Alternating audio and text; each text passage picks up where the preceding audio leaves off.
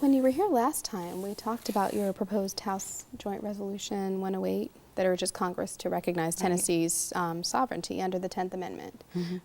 So tell us a little bit about this. Well, HJR 108 passed, and I'm very proud. It passed with a bipartisan vote. It was unanimous in the Senate, 85 votes in the House. Only 5 either voted against it or didn't vote for it.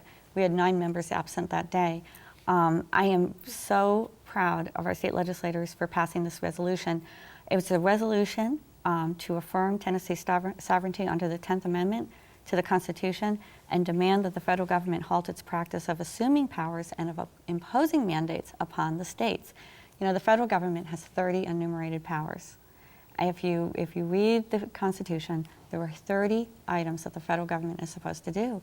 But constantly, they are taking over the area of the state legislatures, such as this health care reform. This is state government work. The states, this is in the domain of the states. They should not be doing this at all. They want to pass a national no texting while driving law.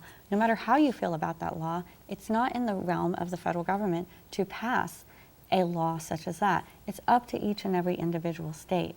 You know, they do things like defending our nation from foreign invaders, treaties, ensuring that we have a stable banking system and Federal Reserve System, things like that. That's in their domain.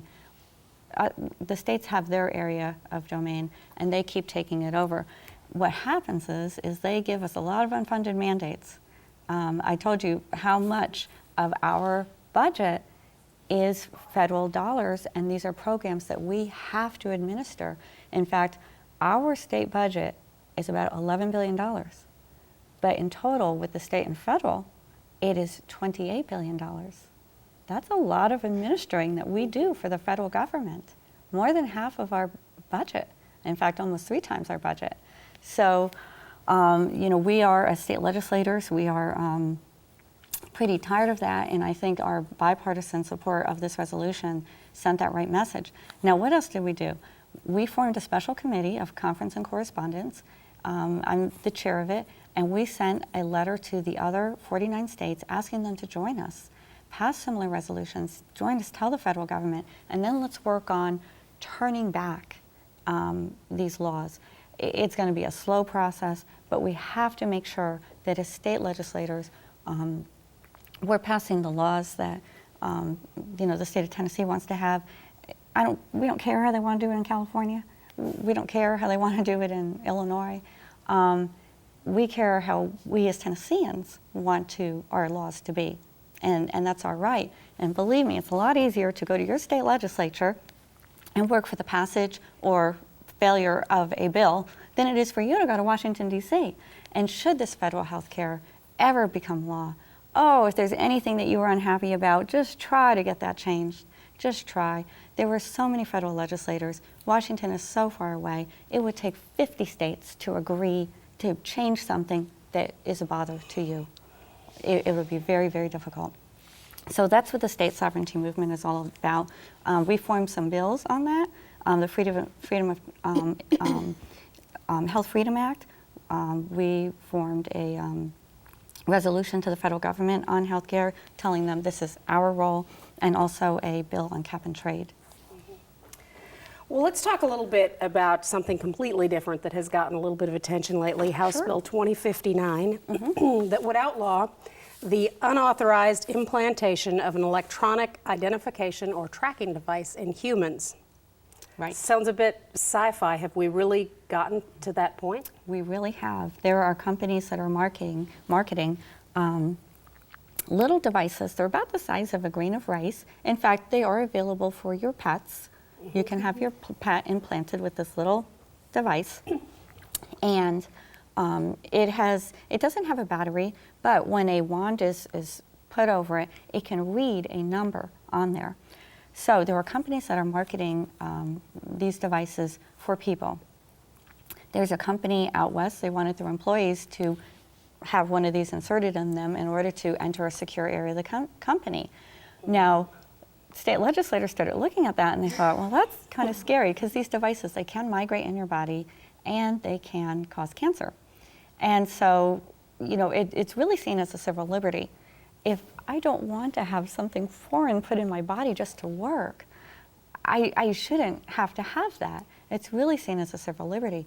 But they're also marketing it to insurance companies, health providers, just so that this device in you that number can link then to some computer information about you, so they will know all about you, all of that. And that's a concern for people, and people want the freedom of consent.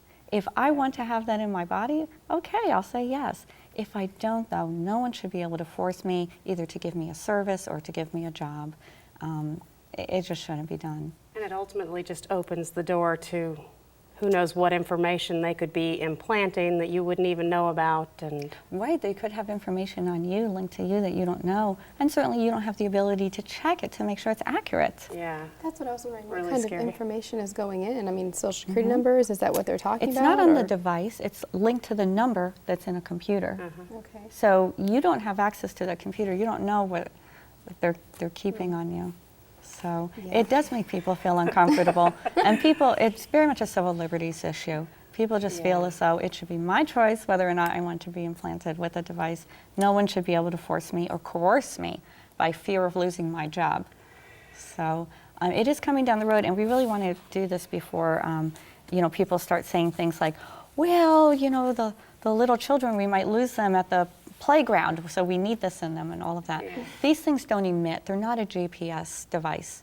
If someone had one of these and they'd wander off, you wouldn't be able to find them.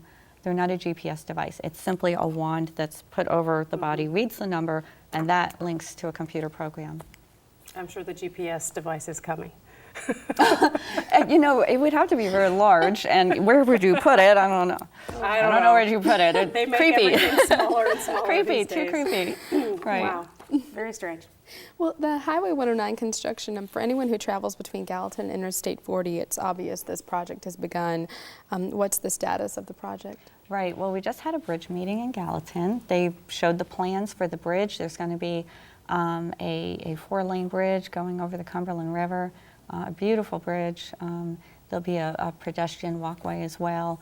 And hopefully, last year the commissioner of TDOT said the construction money should be given for that in this year's budget. We're hoping that it will be.